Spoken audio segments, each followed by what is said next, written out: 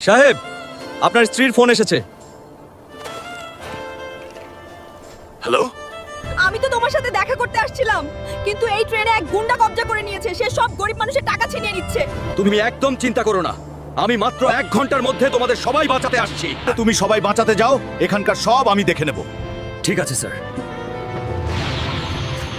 যদি আপনি আপনার দেশকে ভালোবাসেন তবে চ্যানেলটি অবশ্যই সাবস্ক্রাইব করুন এবং ভিডিওটি শেষ পর্যন্ত দেখুন, এতে আমি জেতার শক্তি পাবো।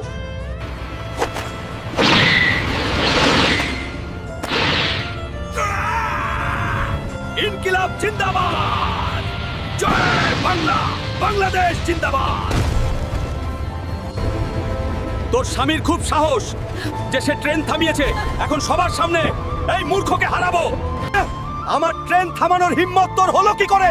ফালতু বকবক করিস না, চুপচাপ এই মানুষগুলোকে ছেড়ে দে, না হলে তোর জন্য ফল ভালো হবে না।